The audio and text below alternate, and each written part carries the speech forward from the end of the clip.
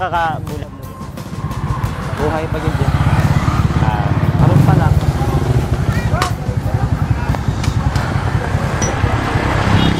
Tagasa na ka dong? Taga-dinagat ka no? Tao ka ni Kuan? Ni... Aha, Mode. Sige. Sige do. Sige sa. Kaya do.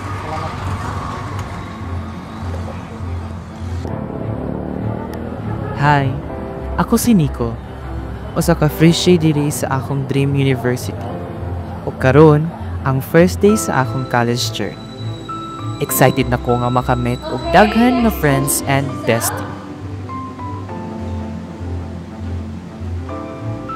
Pero sayop di ay tanan akong gidaw. Layo ra sa akong gihandom. Layo ra sa usa ka palibot nga andam ka dawaton og respetuhon. Wala ko nila hatagi og higayon nga ila-ilahon. Kidiretso ko nilag tamay. Deserve ba ko ni tanan?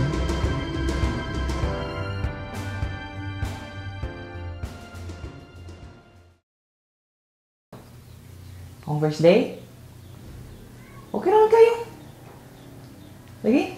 Mabuta naman ako mga classmate. Kung instructor po.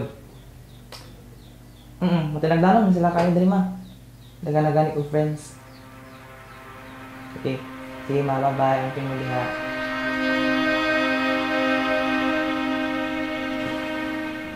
Basin ako yung gigikanan ang hinungdan. Kay lahi may tinuohan. Basin kinahanglan ako mag-adjust sa ilang naandam. Kay usaraman ko kadayo diri. Maunang ilang gikahadlokan.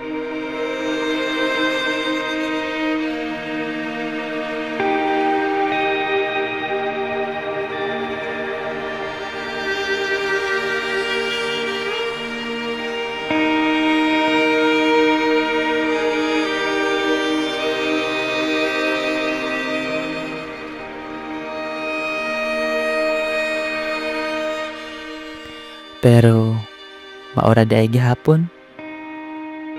Wala mawala ang ilahang mga sulti bahin sa ako. Dagan gihapon mga sulti ang mabati nako.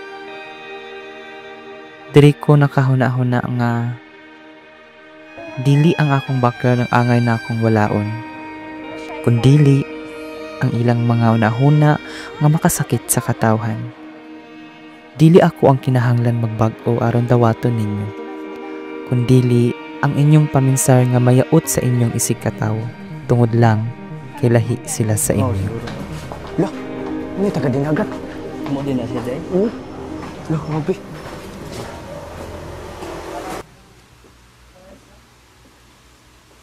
Tay, mauna siya katong taga-dinagat nga kulto?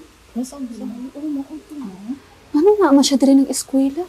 My God, basin unsa pay dalon anak niya diri Delikado day. Masibarangan pa. Nakahadlok po niya. Uy, dapat mo transfer na lang na siya. Taga-dinagat kulto ba yan na day? Good morning, ma'am. Excuse me, ma'am. Pwede mangutan na asa ang in charge diri Ay, ko nang sa ubulay. Anak ko na. Nakatulak ko. Ay. Kanang nagdali ka. Sige, ma'am. Salamat. Taga-dinagat kulto ba yan na day? Ano taga-dinagat?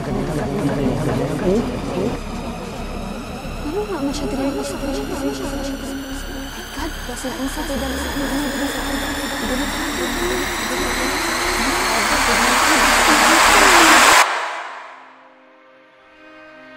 Back home, our beliefs and practices are a source of pride, a connection to our ancestors. But out here, they're seen as something to be feared, something to be mocked. It's like carrying a burden, a constant reminder that you don't quite fit in. This isn't just my story. It's the story of so many Dinagatnon people. Leaving home means facing judgment, whispers, and closed doors. The stares, the hushed conversations, they follow you like a shadow. I hope this stereotype about us will end.